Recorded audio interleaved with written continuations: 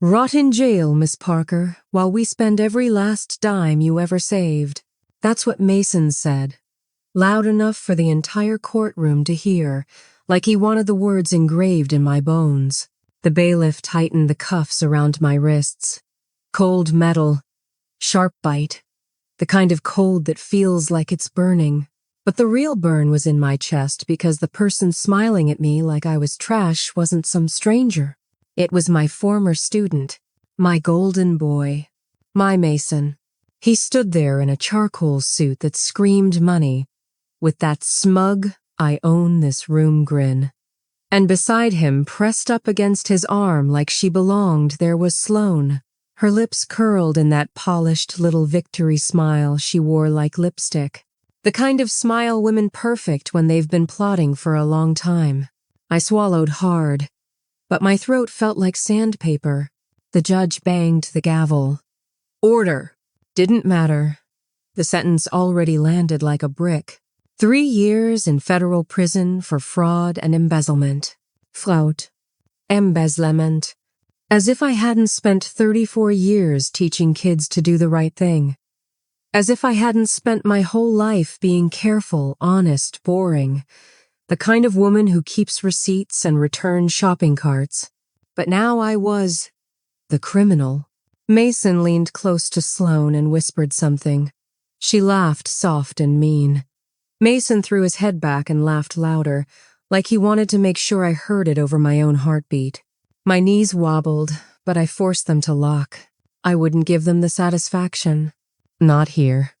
Not in front of these strangers who'd already decided I was guilty because the story sounded juicy. Old teacher steals money, gets caught, cries innocence. The crowd murmured as the bailiff tugged me forward. Some faces looked disgusted. Some looked entertained. A few looked pitying, like I was already dead. As I passed the first row, I caught the eyes of a woman I recognized, Mrs. Hargrove, one of the PTA moms from years ago. She used to hug me at bake sales, call me a saint. Now she looked away like my gaze was contagious. The shame weighed heavier than the handcuffs.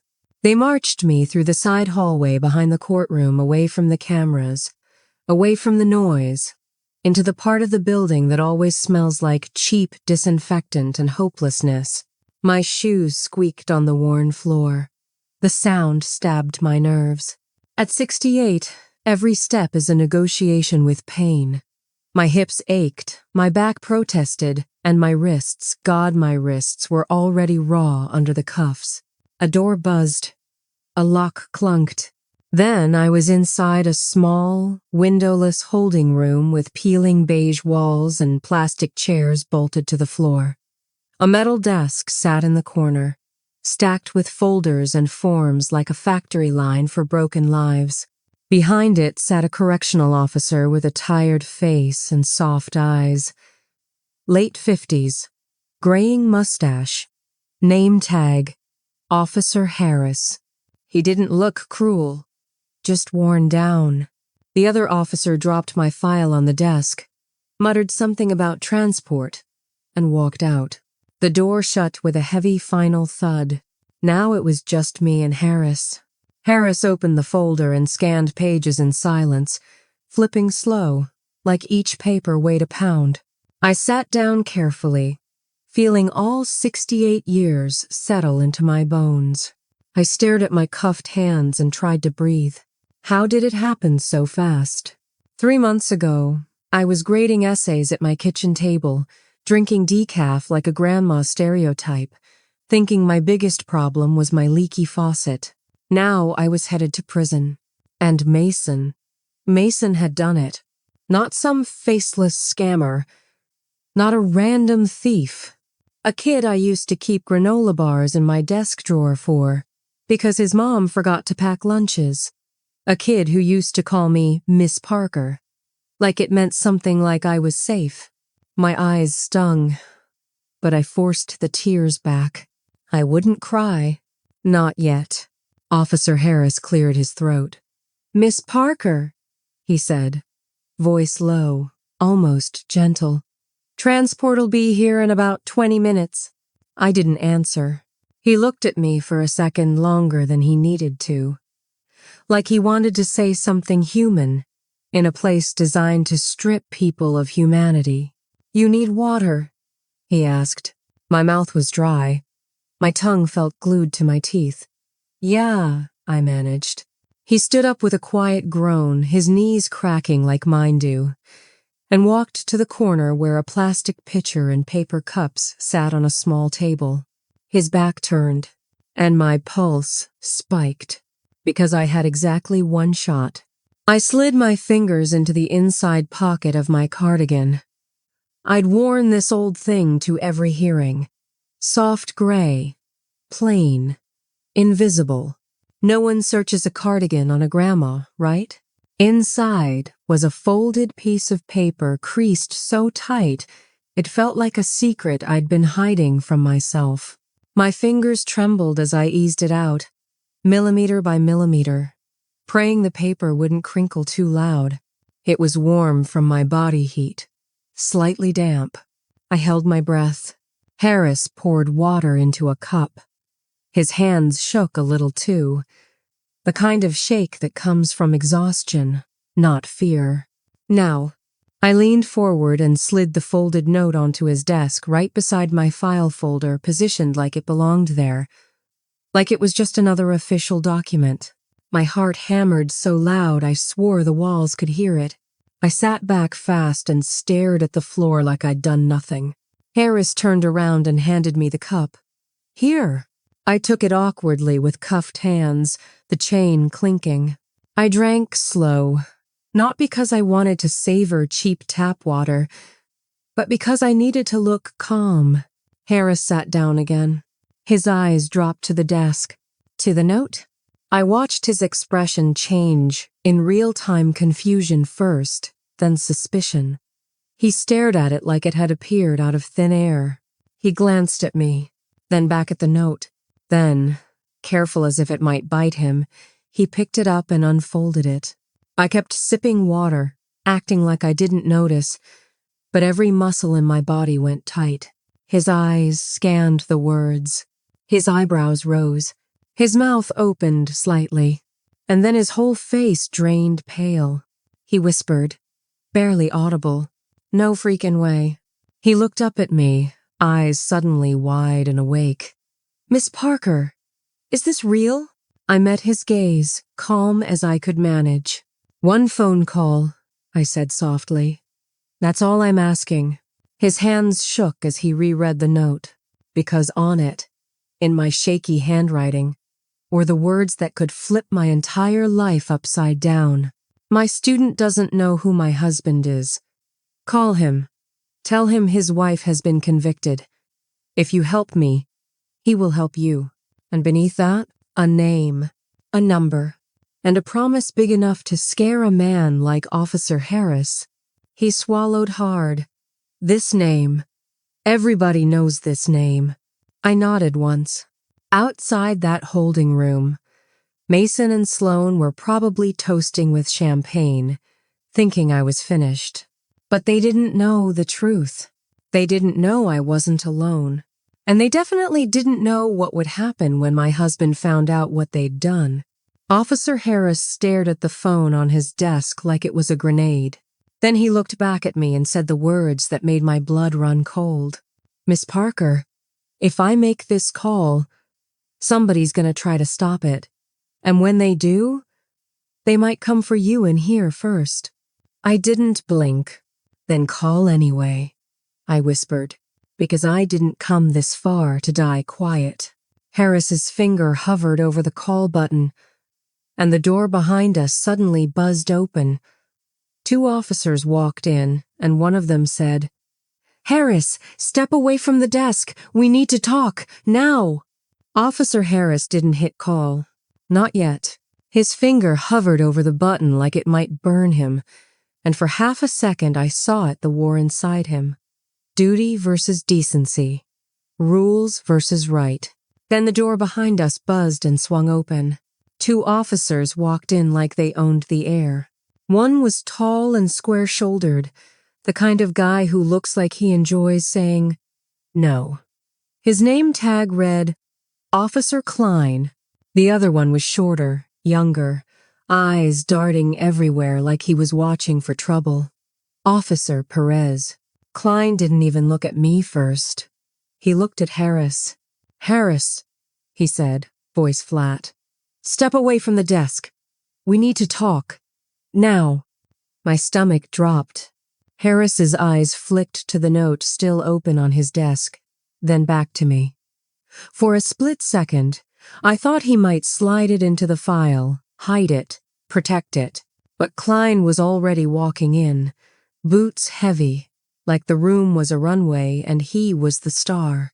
Harris stood slowly. What's this about? Klein's gaze finally landed on me. He stared like I was a bug pinned to a board.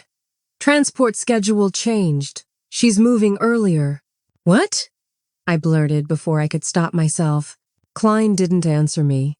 He turned back to Harris. Get her ready. Harris frowned. Earlier? That's not what we were told. We have new orders. Klein cut in. From upstairs. My heart started pounding again fast, ugly beats. The kind that makes you feel dizzy. Because I knew what this was. This wasn't protocol. This was someone trying to move me before that call happened.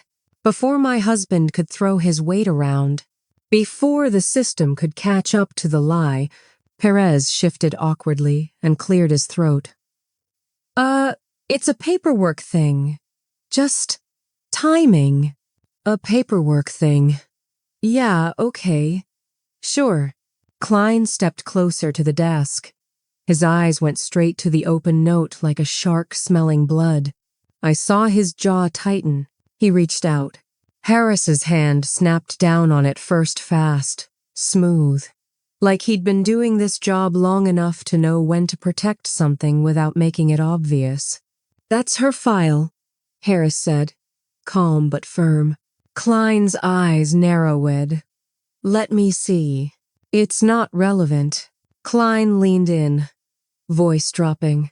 You don't decide what's relevant. Their perfect life began to crack. And the scary part?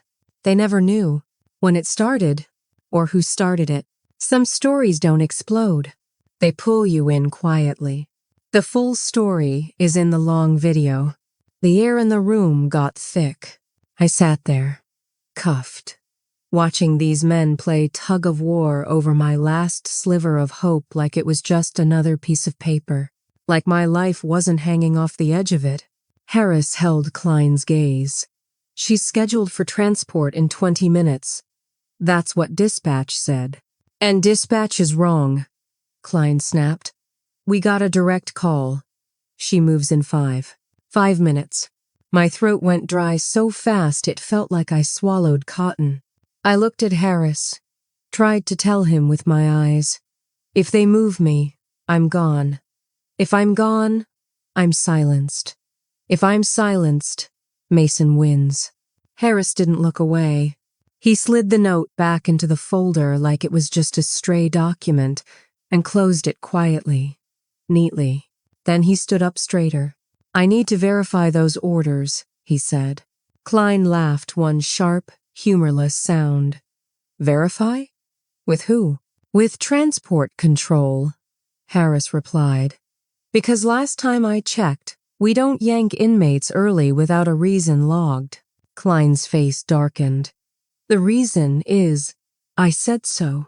Harris didn't flinch. That's not a reason. For a second, I thought Klein might actually swing on him. Instead, he leaned down close to Harris's face and hissed, You're getting real brave for a man with a retirement package. Perez shifted again, uncomfortable, like he didn't want to be in this movie. Harris nodded once, like he heard the threat loud and clear. Then he did something that made my heart jump. He turned to me and said, loud enough for both officers to hear, Miss Parker, you need the restroom before transport? It sounded normal, routine. But his eyes told a different story. He was buying time. I swallowed. Yes, I said quickly. Please. Klein rolled his eyes. Jesus.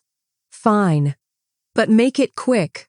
Harris picked up my folder and tucked it under his arm. Klein's gaze snapped to the folder. Leave that. It goes with her, Harris said, already moving. Klein stepped in front of him. You don't need it for a bathroom trip. Harris stopped.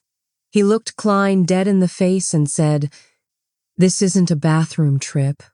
It's a liability trip. If something happens to her on the way, her file better be with me. Klein's nostrils flared. Perez finally spoke, voice low.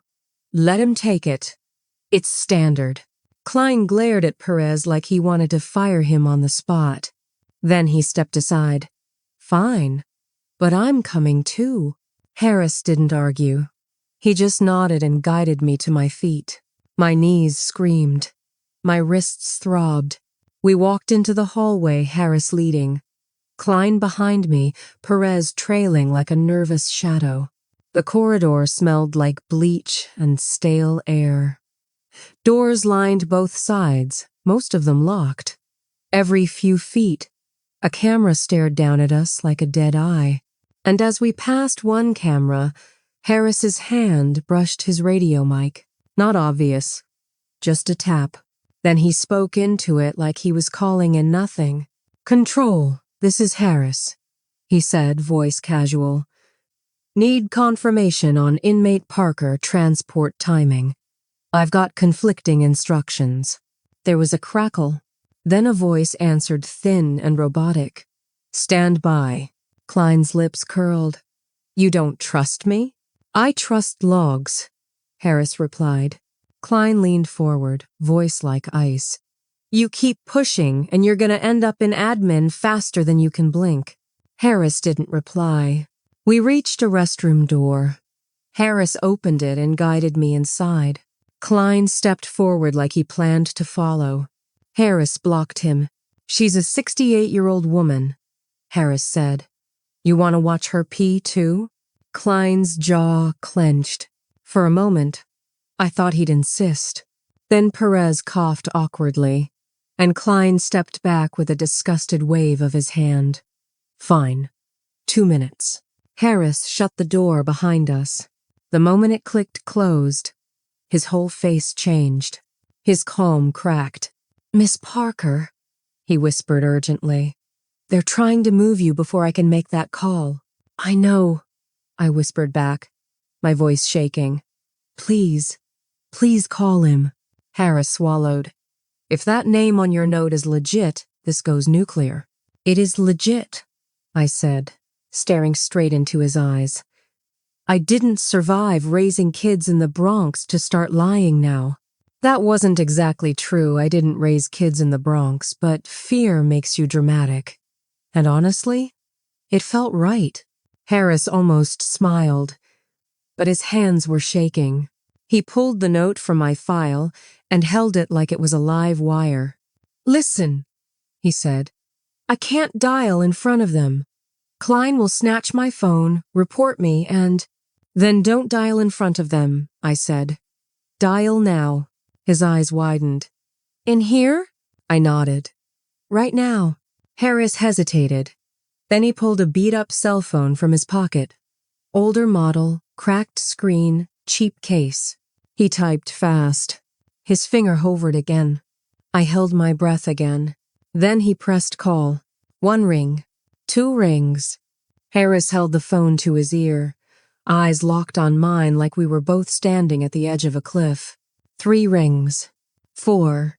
Someone pounded on the door. Harris! Klein's voice boomed. Time's up! Harris whispered harshly. Shut up. Shut up. 5 rings. Then click. A voice answered. Cold. Professional. The kind of voice that sounds like it wears a suit even on weekends. Sterling Group. This is Andrea. Harris's eyes went huge. My stomach flipped, because I knew that voice wasn't a receptionist. That was a gatekeeper. The kind of person who blocks the world from touching powerful men. Harris cleared his throat. "Ma'am, my name is Officer Harris. I'm calling from the County Justice Center. I need to speak to Mr. Sterling. It's urgent. It's about his wife." Silence. Then the voice sharpened. "Excuse me?" Harris swallowed. "His wife, Miss Parker. She's been convicted. She's in custody right now. I was instructed to call." The door rattled again. Harder. "Harris, open the damn door." Andrea's voice dropped into something dangerous. "Officer, did you just say Miss Parker is in custody?" "Yes," Harris whispered. "And they're trying to move her fast." I watched his face as he listened to whatever Andrea said next. His mouth went dry. His grip tightened on the phone. And then he whispered, barely audible, "Oh, my God." He looked at me like I was no longer just an old woman in cuffs, like I was something else, something protected, something untouchable. He handed me the phone with shaking hands.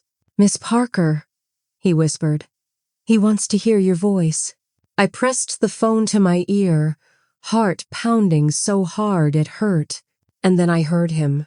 Deep voice, controlled, calm in the way a storm is calm right before it destroys a city.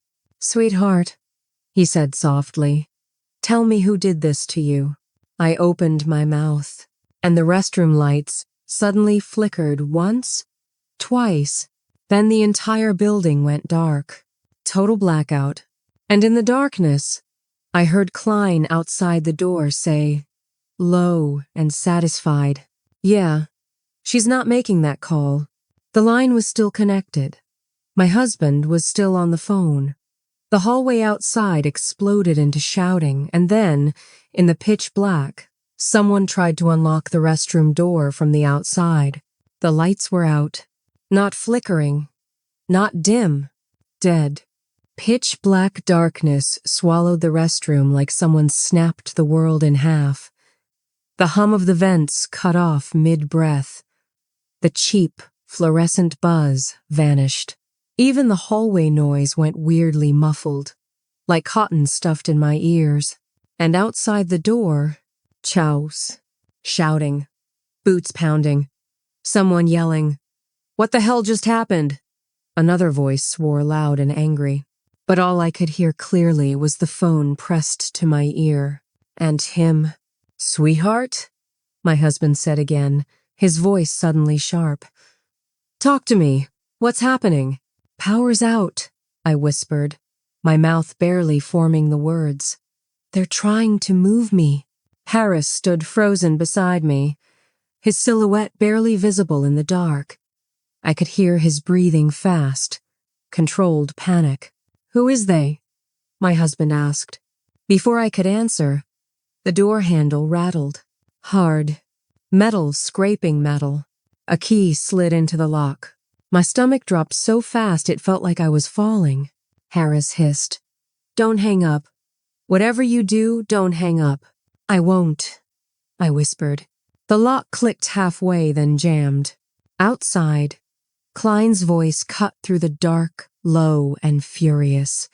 "Open the door. Now." Harris snapped back. "Power's out. Protocol says doors stay locked."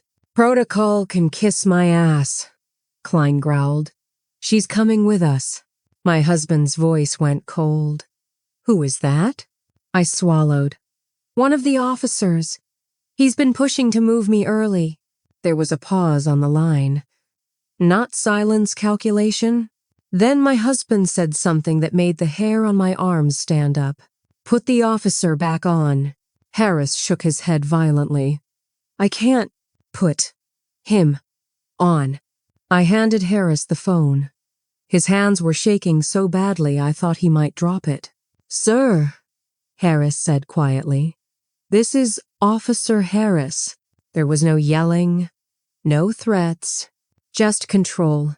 "Officer Harris," my husband said, his voice calm in a way that scared me more than shouting ever could. "I want you to listen carefully. Is anyone attempting to remove my wife from that room without a signed transfer order? Harris swallowed. Yes, sir. Is the officer named Klein in charge of that attempt? Harris hesitated just a fraction of a second. Yes. Good, my husband said.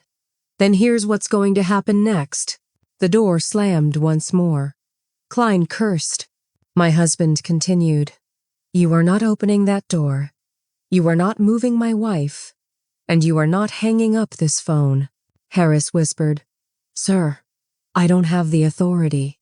You do now, my husband interrupted. Because as of 30 seconds ago, the Attorney General's office is on another line, listening to everything happening in that hallway. Harris froze. What? And Officer Harris? My husband added softly. If a single hand touches my wife before I arrive, every badge in that corridor is getting suspended by sunrise, starting with yours if you panic. Harris straightened. Yes, sir. I could hear muffled arguing outside the door. Perez's voice panicked now. Klein, maybe we should wait. This is getting messy. Klein snapped back. Shut up. This is my call. My husband exhaled slowly into the phone. Miss Parker? Yes, I whispered. I need you to tell me something, he said. Is Mason involved? The name hit me like a punch. Yes, I said. He testified against me. He smiled while they sentenced me. Silence. Then, and the woman with him? Sloane, I said. She planned everything. Another pause. He was connecting dots faster than I could keep up. Okay, he said finally. Here's the good news. I almost laughed. Good news? I know exactly how this case was built, he continued. And I know exactly who signed off on the financial analysis. My heart skipped. You do? Yes, he said. Because my firm rejected that same analyst 3 years ago for falsifying reports. I sucked in a sharp breath. Outside the door, the arguing escalated. Then footsteps running. Heavy. Multiple. Radios crackling back to life as emergency power kicked in halfway. Red exit lights glowed faintly through the cracks around the door. A voice shouted from down the hall. Security to processing, now. Klein yelled back. Stand down! This is internal! My husband laughed. Not loud, not amused. The kind of laugh that says someone just made the worst mistake of their life. Officer Harris, he said, you're going to open that door in 10 seconds. Not for them, for internal affairs. Harris's eyes widened. They're here? They're closer than Klein thinks, my husband replied. And Klein knows it. The pounding on the door stopped. Dead quiet. Then Klein's voice, suddenly too polite. Harris, let's all take a breath here. Harris didn't move. My husband spoke again, calm as ever. Miss Parker, I'm getting on a plane. What? Private, he said. Wheels up in 12 minutes. Tears burned my eyes. I should have told you. I should have. No, he cut in gently. You should have trusted your instincts about your student. That's where this started. The rest we'll fix. A radio crackled loudly outside. Officer Klein, a new voice said. Older. Commanding.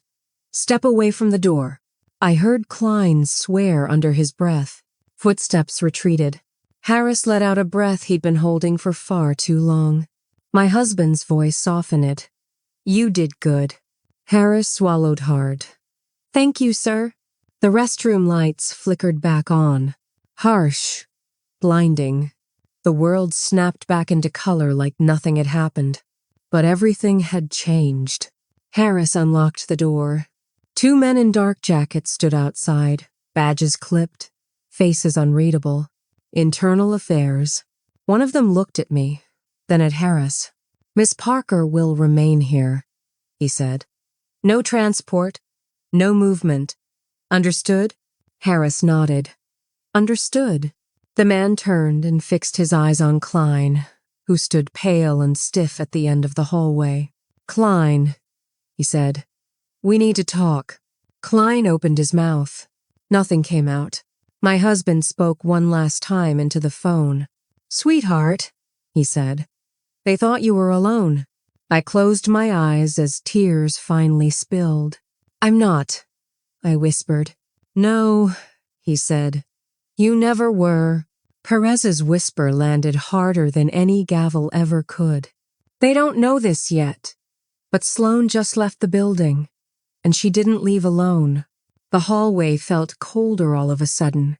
Internal Affairs was busy pulling Klein aside, already reading him his rights, already snapping photos of his badge like it was evidence, which, I guess, it was. Harris stood beside me, jaw tight, hands finally steady now that backup had teeth. But my mind wasn't on Klein anymore. It was on Sloane. "She left?" I whispered. "How?" Perez glanced toward the exit, then back at me. "Side door. Service access. Someone signed her out." "Signed her out?" Harris snapped. "She's a witness, not staff." Perez swallowed. "Not according to the log." That made my stomach twist, because I knew exactly what that meant. She'd planned for this. Sloane didn't improvise. She didn't panic. She didn't react. She preloaded exits. Mason was the face of the plan, the courtroom puppet.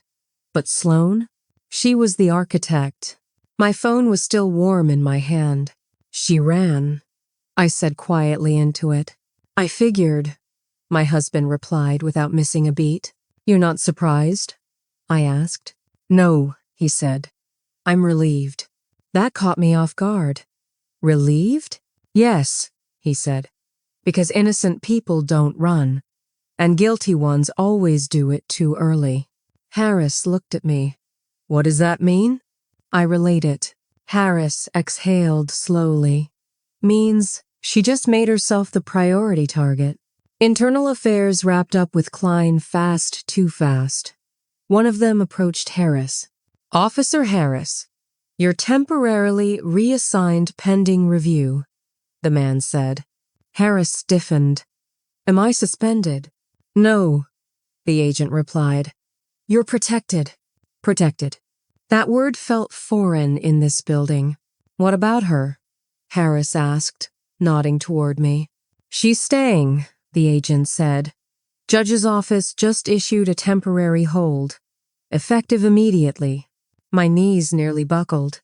I hadn't realized how hard I'd been bracing until that moment. I wasn't going anywhere. Not yet. But freedom wasn't the same thing as safety. Because Sloane was out there, and Mason. "Mason doesn't know yet," I said suddenly. Harris frowned. "Know what?" "That his plan failed," I replied. "That Sloane ran. That the system just turned its eyes on him." My husband confirmed it instantly. "He's still celebrating." That word celebrating made my jaw tighten. "Celebrating what?" Harris asked. "Me being gone," I said flatly. My husband sighed. "He booked a private room at Larkspur Club. Champagne, investors, friends. He's telling everyone he survived betrayal and secured his future." Of course he was. Mason always loved an audience. "What about Sloane?" I asked.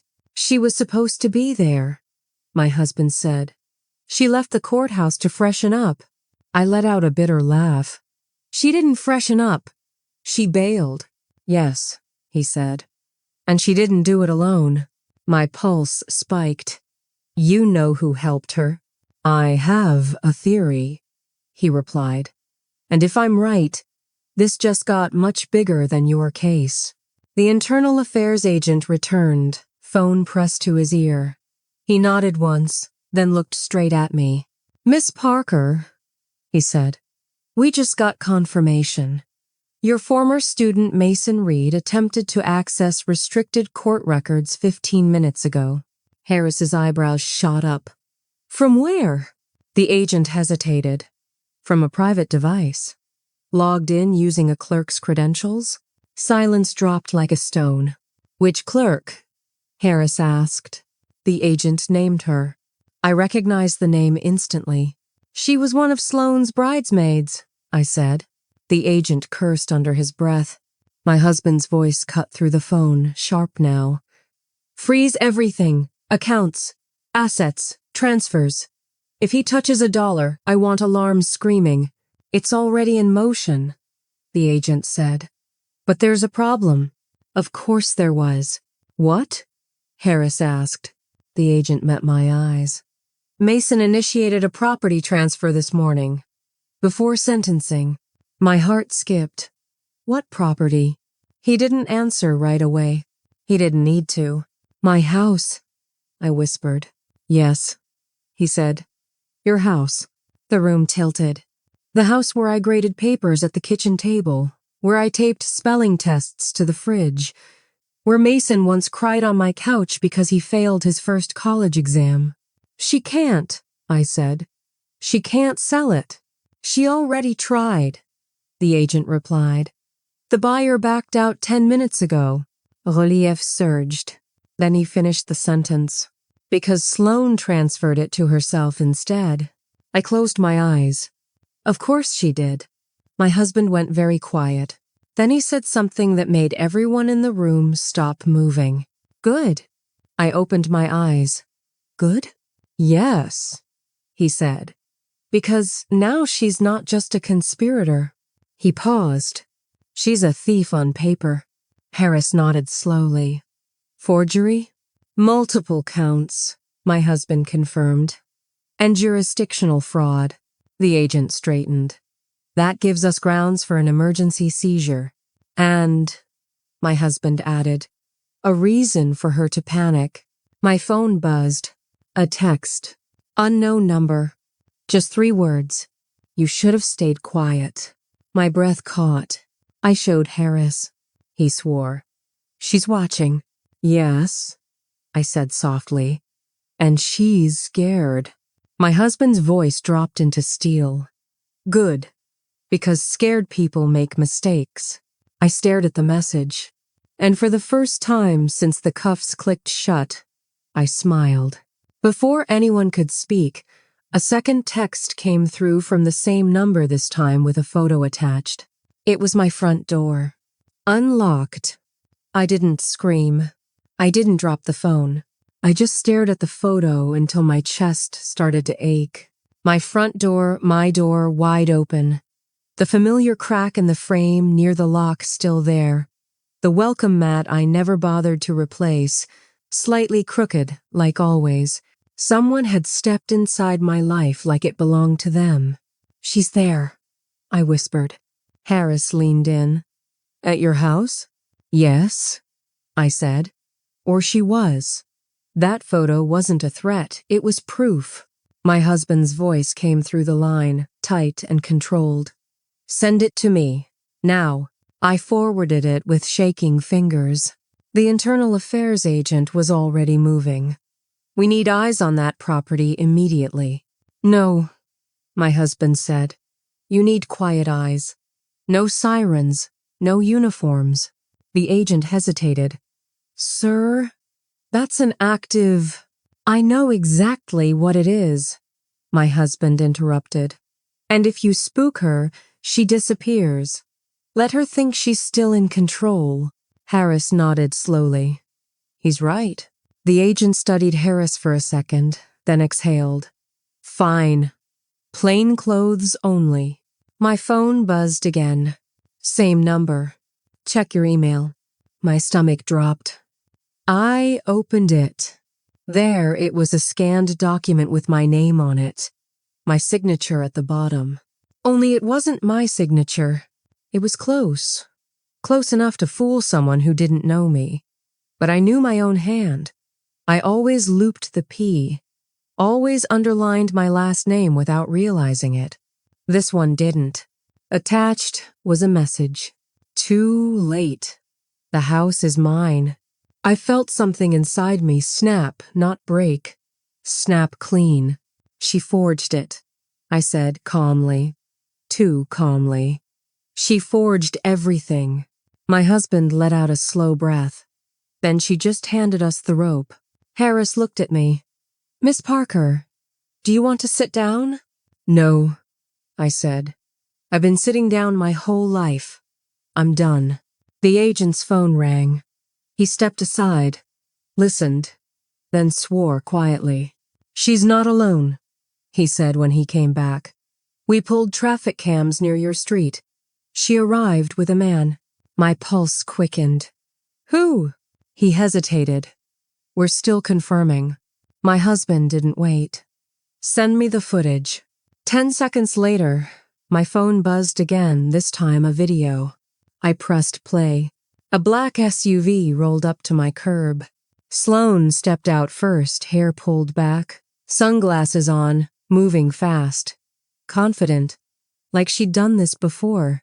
Then the driver's door opened, and my breath caught. I knew that man.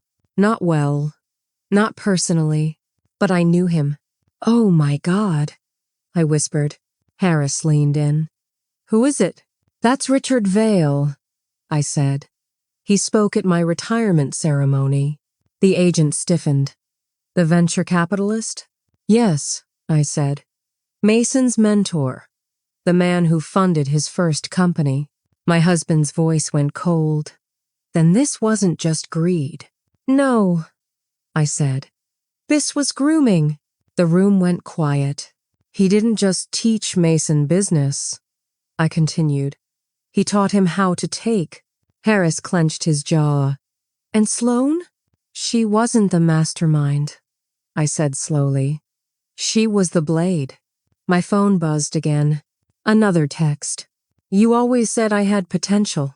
Guess you were right. I laughed. A sharp, humorless sound that surprised even me. She thinks this is personal, Harris said. It is, I replied. Just not the way she thinks. My husband spoke again, calm but deadly. Listen to me carefully. Do not reply. Not yet. I wasn't going to, I said. I want her comfortable. Good, he said, because comfort makes people sloppy. The agent's radio crackled. Update on Reed. Mason? Harris asked. Yes, the voice replied. He's still at Larkspur Club. Speech scheduled in 40 minutes. I closed my eyes and pictured it. Mason raising a glass, talking about new beginnings, selling himself like he always did. He thinks he won, I said. He hasn't even reached the middle, my husband replied. The agent looked at Harris. Judge just authorized a full forensic review. Financials, communications, property records, everything. Harris nodded. Timeline? Fast, the agent said. But not fast enough to stop tonight. I looked up. Stop what? The agent met my eyes. Sloane just listed your house for sale. Cash buyers only. Closing in 72 hours. 72 hours. 3 days. That was her deadline. My husband exhaled slowly.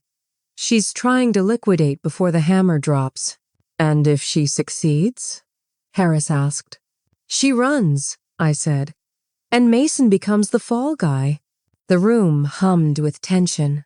Then my husband said quietly, Then we don't stop the sale. Everyone turned toward the phone. What? Harris asked. We let it proceed, my husband said. We watch who shows up, who wires money, who signs. The agent frowned. That's risky. So is letting her disappear, my husband replied. This way, we catch the whole network. I thought about my house empty, violated, turned into bait. It hurt, but it also felt right. Do it, I said. Harris looked at me. You sure? I nodded. She wanted leverage. Let her think she has it. My phone buzzed one last time. Smile. You taught me well. I typed back before anyone could stop me. Class isn't over yet. Then I turned the phone face down. Because somewhere inside my house, Sloane thought she'd won, and she had no idea she'd just walked into my final lesson. As the agent stepped out to coordinate surveillance, Harris's radio crackled again. His face went pale. "Miss Parker," he said quietly, "Richard Vale just booked a one-way flight. For tonight." "One way?" I repeated. Harris nodded slowly, like he was trying not to make it worse by saying it out loud. "One way. Private charter. Leaves in 4 hours." 4 hours. That's how long Richard Vale thought he needed to erase himself. My husband didn't raise his voice. He didn't swear. He didn't rush, which told me everything. "Where to?"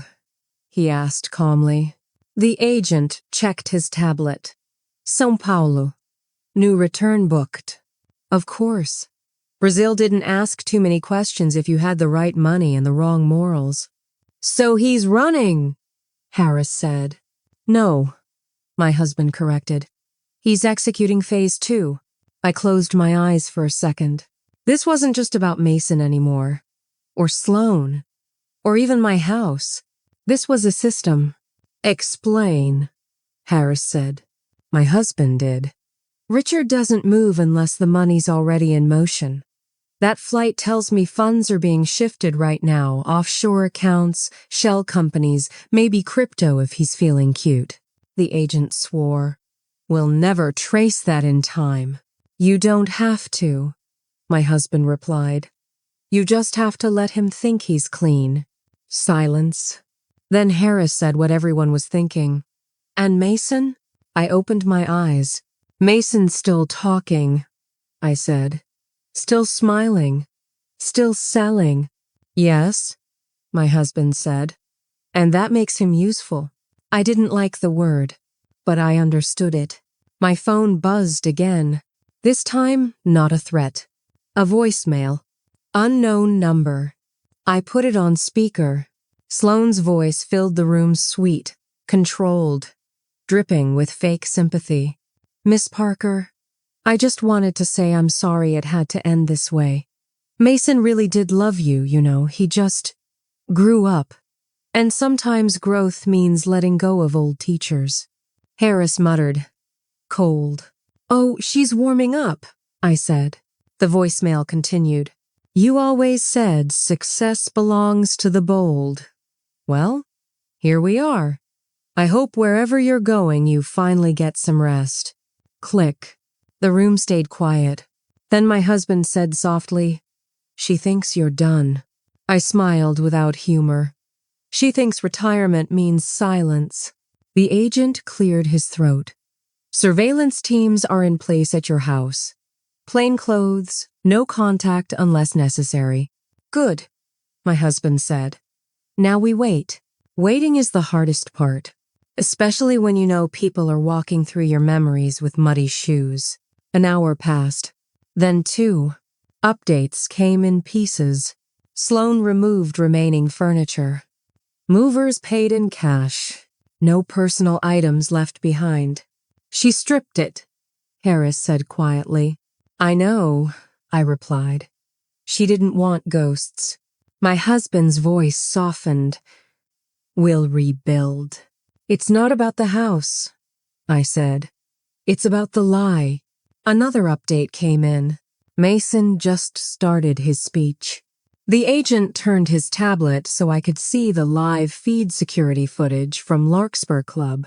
There he was, Mason Reed, standing under warm lights, champagne glass in hand, talking about vision and resilience like he'd earned both.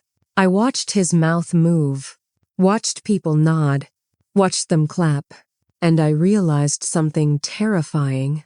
He believed it. "He actually thinks he's the hero," Harris said. "That's the most dangerous kind," my husband replied. My phone buzzed again.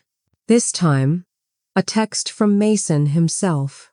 "I never wanted it to be like this." I stared at it for a long moment. Then another message followed. "She pushed me.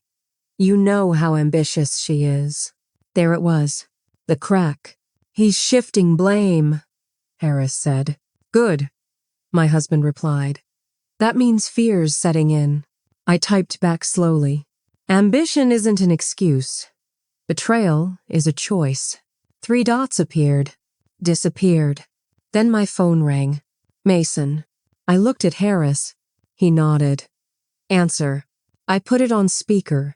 Miss Parker, Mason said, his voice strained but still polished. I heard things didn't go as planned today. Didn't they? I asked calmly. A pause. They say internal affairs showed up. They did. They're overreacting, he said quickly. This whole thing's getting blown out of proportion. I almost laughed. Mason, I said, did you sign those documents yourself? Or did Sloan tell you where to sign? Silence. Then a shaky breath. She said it was legal. There it is, Harris muttered. I trusted her, Mason said, voice cracking now. Just like you trusted me. No, I replied. I trusted who you pretended to be. Another pause. Then softly, what do you want? My husband leaned closer to the phone, voice low but clear.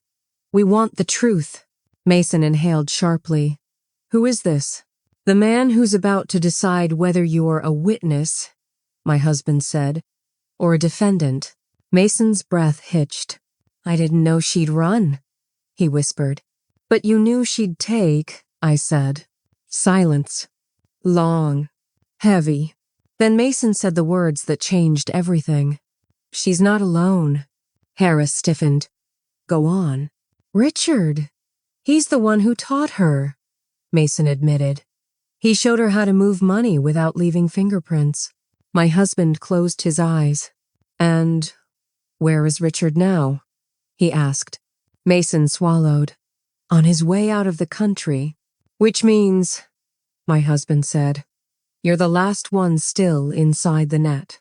Mason's voice broke. I don't want to go down for this. Then don't, I said. Another pause. Then barely audible. I have emails, contracts, recordings. Harris straightened. That's cooperation. I can send them, Mason said quickly. Tonight. My husband nodded once. Do it. And don't move. The call ended. The room stayed silent. Then Harris said, Did that just happen? Yes, I said. The student finally studied. My phone buzzed again, this time from an encrypted address. Files incoming. Dozens of them. Emails. Voice memos. Signed drafts. Richard. Sloan. Mason. All connected. My husband exhaled slowly. Good, he said. Now the lesson really begins. As the files finished downloading, the agent's phone rang, his face drained of color. Sir, he said, Richard Vale's flight just changed. He's not going to Brazil anymore. Changed? I asked. The agent nodded, eyes glued to his screen. Flight rerouted. Private charter diverted. New destination just filed. My husband didn't ask where. He already knew what it meant. He realized he's exposed, he said calmly. So he's doing what men like him always do when the walls close in. Harris crossed his arms. Running to money or running to protection? Both, my husband replied. Usually the same place. The agent finally spoke. He's landing in New York. That made my stomach tighten. New York wasn't an escape. It was a stage. And Mason? Harris asked. Still at Larkspur, the agent said. Speech over. Toasts happening now. My husband checked his watch. Perfect timing. For what? Harris asked. For the reveal. I looked up. You're not thinking. Yes, my husband said gently. I am. No, I said, shaking my head. Not there. Not in public.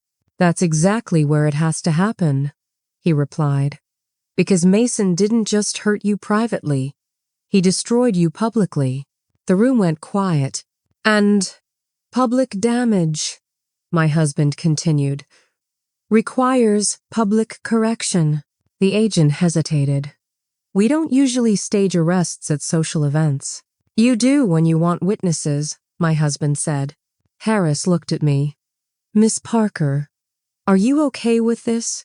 I thought of the courtroom, the cuffs, Mason smiling. Yes, I said. I want him to see me. My phone buzzed. A new text. From Mason. I sent everything. Did you get it? I typed back. Yes. Stay where you are. 3 dots appeared, then disappeared. Then another message. Sloane texted me. She says I should leave. I smiled. She's panicking, I said. My husband nodded, which means she knows what's coming.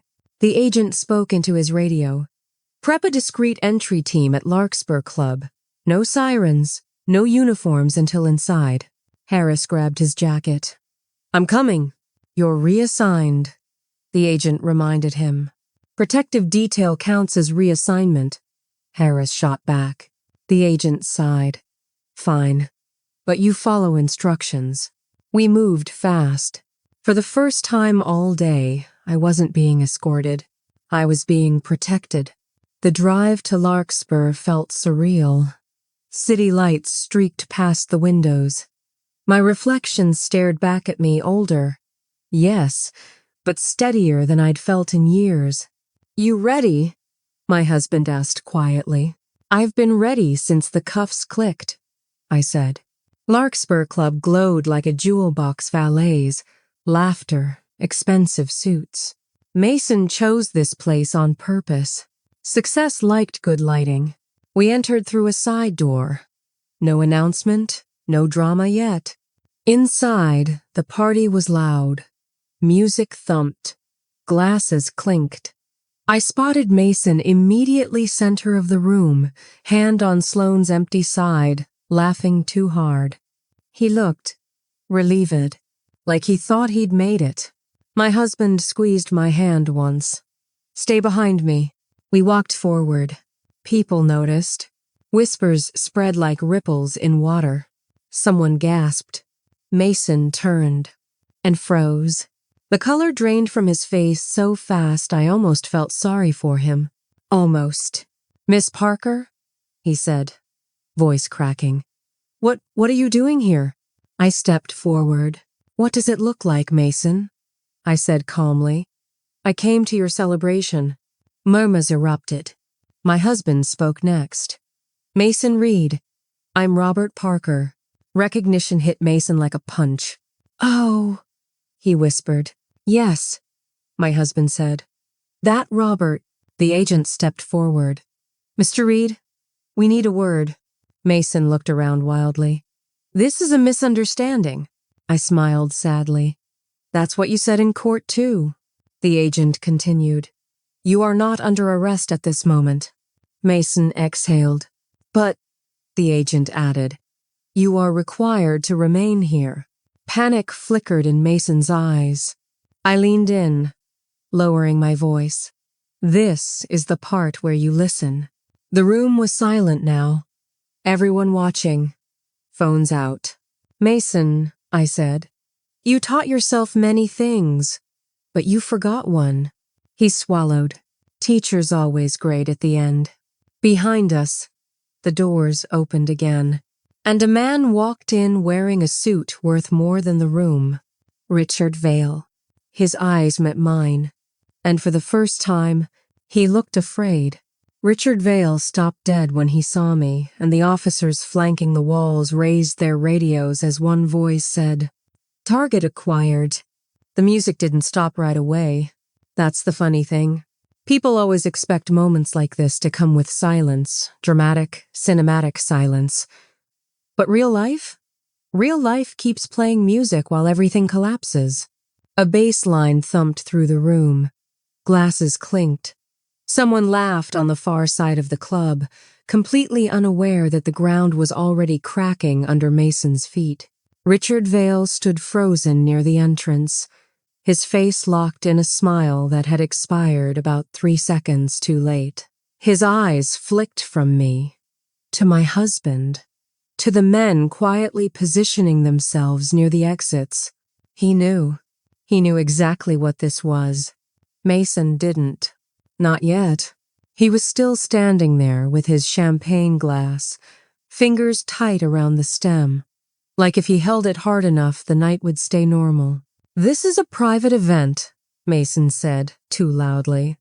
"You can't just walk in here and start making accusations." The agent didn't raise his voice. He didn't have to. "Mason Reed," he said evenly, "this is no longer a private matter." Phones were already up. People always smell blood before they see it. I took one step forward. The room seemed to lean toward me.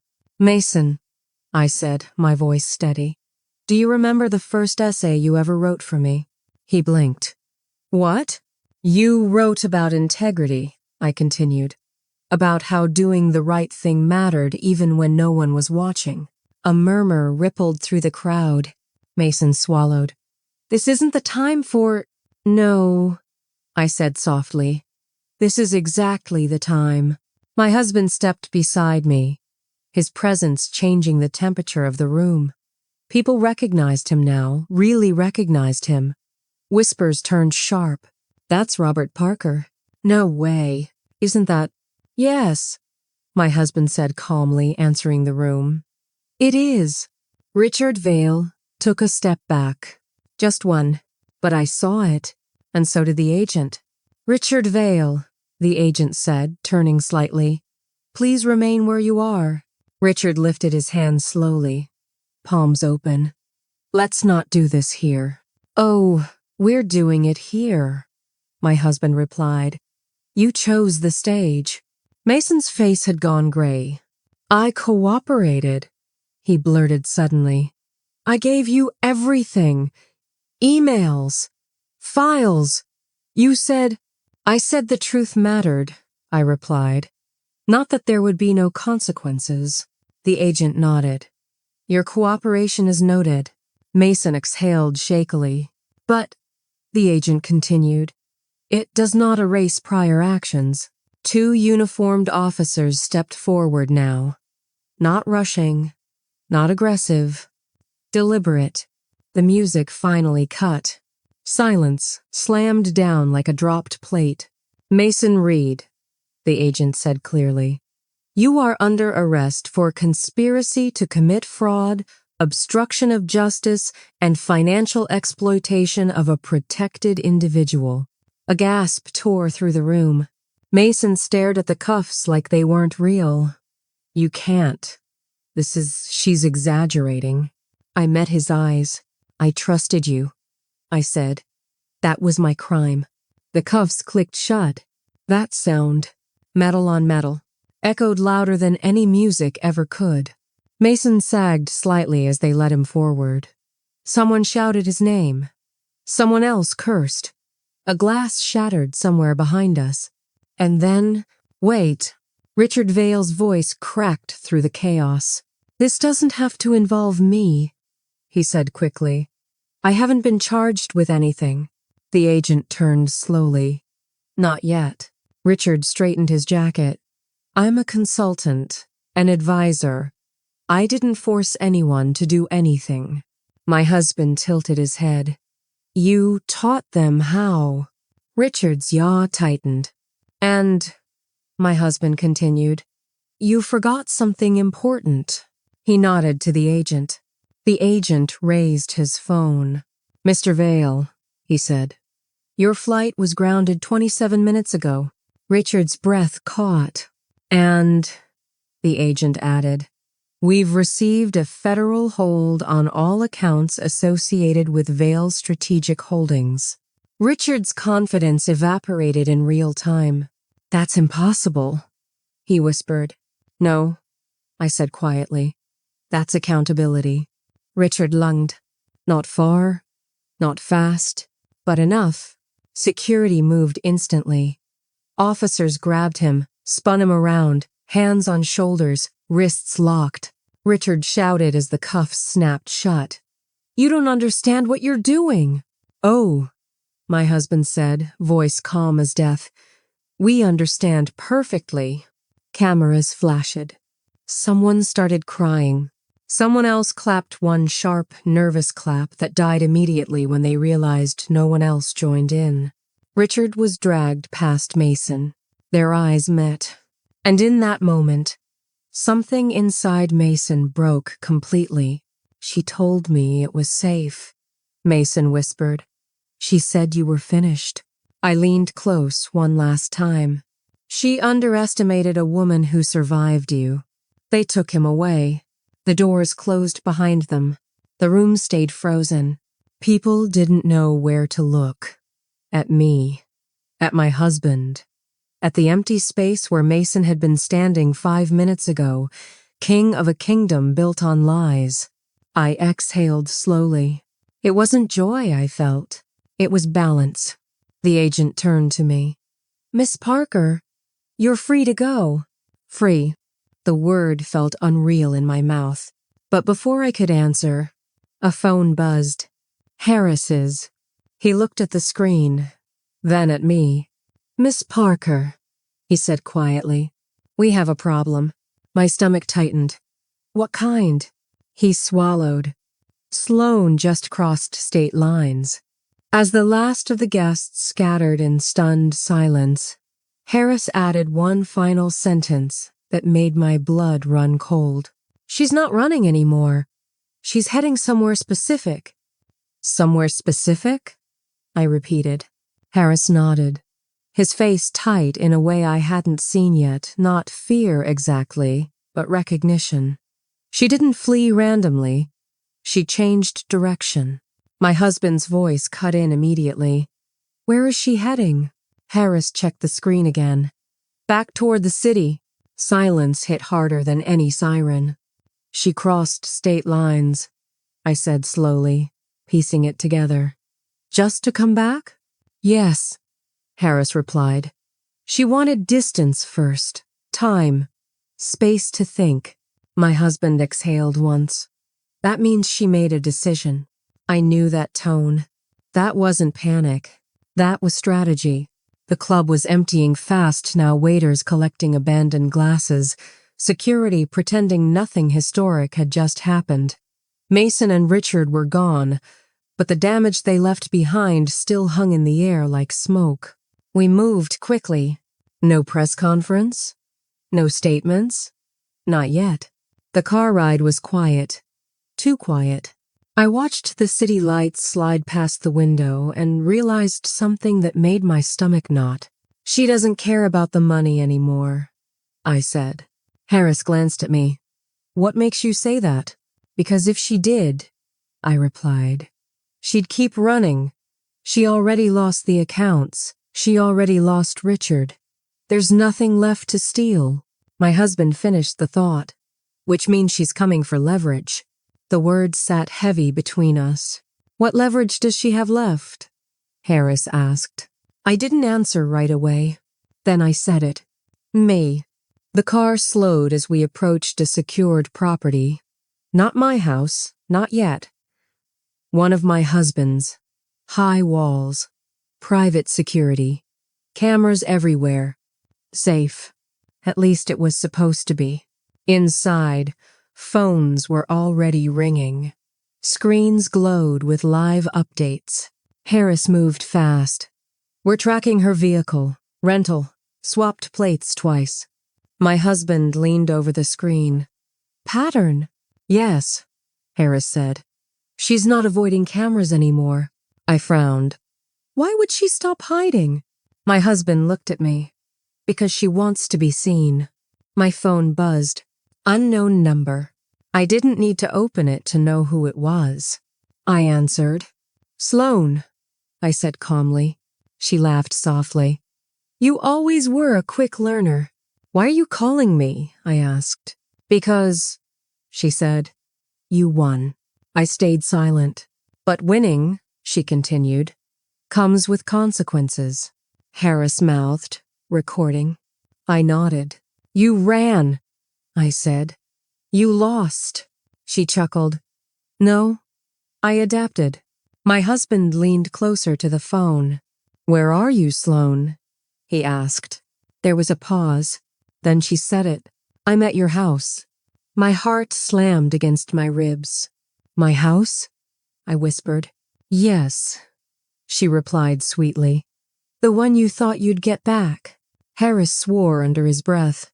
She doubled back. Sloane continued, her voice smooth. I figured if I was going to say goodbye, I'd do it properly. Leave, I said. Now. Oh, relax, she replied. I'm not here to steal anything. Then why are you there? My husband demanded. Another pause. Then, because some lessons need closure. The line went dead. My hands were shaking now. She wants a confrontation, Harris said. No, I replied. She wants control. The screens updated again. Camera feed. My front porch. Sloane stood there calmly, arms crossed, waiting. Like she belonged. She knows you won't send police first, Harris said quietly. He was right. If I sent them in loud, she'd vanish again. If I went alone, I'd be reckless. My husband took my hand. We don't play her game. No, I said slowly. We finish it. We drove. No sirens. No rush. Just pressure building with every block. When we arrived, the house looked wrong. Empty. Hollow. Like it was holding its breath. Sloane stood inside, framed by the doorway. She smiled when she saw me. There she is, she said. The teacher. I stepped inside. The house smelled different. Stripped. Cold. You lost, I told her. She tilted her head. Did I? Yes, I said. Everyone saw. She laughed. Everyone saw them fall. Not me. My husband stayed behind me. Harris stayed near the door. You manipulated a boy, I said. You destroyed a life.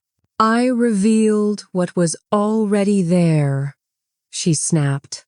Greed doesn't need teaching. And you? I asked. What does your reflection show? Her smile flickered. Just for a second. Then she reached into her bag. Harris tensed. Relax, Sloane said. If I wanted you dead, this would have ended earlier. She pulled out a folder. Thick. Stuffed. I kept insurance, she said. Always do. I took it slowly. Inside were documents. Photos. Names. Judges. Bankers. Politicians. My stomach dropped. You expose me, she continued. And this goes public. My husband's voice was calm. You're bluffing. She smiled wider. Am I? I looked at the names. Some of them I recognized. This ends tonight, I said. Yes, she replied. It does. As I turned the last page in Sloane's folder, my phone buzzed with a new alert and Harris whispered, She's not the last name on that list. Harris's whisper echoed louder than it should have. I stared at the folder in my hands, page after page of rot, dressed up as respectability. Judges who preached ethics, bankers who sponsored scholarships, politicians who shook my hand at ceremonies and smiled for photos. The lie wasn't small. It was systemic. Sloane leaned against my kitchen counter like this was a meeting she'd scheduled weeks ago. Calm, polished, waiting for me to blink first. You see, she said gently, I don't need to win. I just need leverage. My husband didn't raise his voice. He didn't move closer. He didn't threaten. He simply said, You came back because you're scared. Her smile twitched. Scared people run, she replied. No, I said quietly. Scared people return to the place they think they still control. The house creaked around us. empty and echoing. It sounded like it remembered everything, every late night grading papers, every nervous student on my couch, every promise I made to do right by them. You taught Mason how to talk, Sloane said, eyes sharp now. I taught him how to take. And you taught yourself how to lose, I replied. She scoffed. You don't have the stomach to burn all this down. I held up the folder. You think this scares me? I asked. I spent my life teaching kids that truth costs something. I'm not afraid of the bill. Harris shifted. Miss Parker, if you release this— I know, I said. Careers end. Institutions shake. Sloane straightened. You'll destroy people who never touched you. I met her eyes. They touched the system that crushed me. Silence. Then my husband spoke. There's another way. Sloane turned to him. I'm listening. He nodded toward the folder. You hand this over everything. Originals, devices, access codes. You cooperate fully. She laughed. And what? I walk? No, he said. You sit down, quietly, and you don't take anyone else with you. She studied him. Me, Harris. And if I don't? She asked. I answered. Then I teach the hardest lesson I know. Her gaze dropped to the floor, to the stripped walls, to the place where my bookshelf used to be. For the first time, she looked tired. You always were stubborn, she muttered. I slid my phone across the counter and pressed play. Mason's voice filled the room, panicked, cracked, confessing. Names, dates, instructions. Sloane's eyes closed. Harris said softly, We have warrants ready. Cooperation changes how tonight ends. A long breath. Then she nodded once. Fine, she said. I'll give you everything. She reached into her bag slowly and pulled out a flash drive. Then another. Then a burner phone. All of it, she said. But don't pretend this fixes the world. I don't, I replied. It fixes this. Harris moved in, collecting the items with care. He spoke into his radio, calm and precise. Subject is cooperating. Secure transport. Sloane looked at me as the cuffs went on. Not with hatred, not even regret, with recognition. You really did teach me, she said quietly. I nodded. I just didn't teach you kindness. They led her out. The house went still. I stood there, surrounded by ghosts, and felt the weight lift not all at once, but enough to breathe. My husband took my hand. You okay? I looked around one last time. I will be. Outside, the night felt cleaner. Sirens stayed distant. Cameras blinked, recording not a spectacle, but an ending. Harris cleared his throat. Miss Parker, the DA wants a statement in the morning. I smiled faintly. Tell them I'll bring notes. He smiled back. In the days that followed, the truth moved like a tide. Accounts froze. Names surfaced. Quiet resignations turned into loud indictments. The list didn't burn the world down, but it reset it. My charges were dismissed. Publicly, formally, apologetically. I stood at the podium once, just once, and said what I needed to say. I wasn't brave, I told them. I was prepared. There's a difference. The house came back to me. Slowly, piece by piece. New furniture, fresh paint, the creak in the floor still there. I kept it. Mason pled. Richard disappeared into courtrooms in silence. Sloane's cooperation shortened nothing that mattered. Justice didn't clap. It settled. On the first quiet morning after it all ended, I brewed coffee and sat at my kitchen table. I opened a notebook. At the top of the page, I wrote, Final grades. And beneath it, integrity earned. Truth costly. Silence failing. I closed the notebook. Some lessons take a lifetime. Some take a courtroom. And some? Some only make sense when the teacher refuses to stay quiet.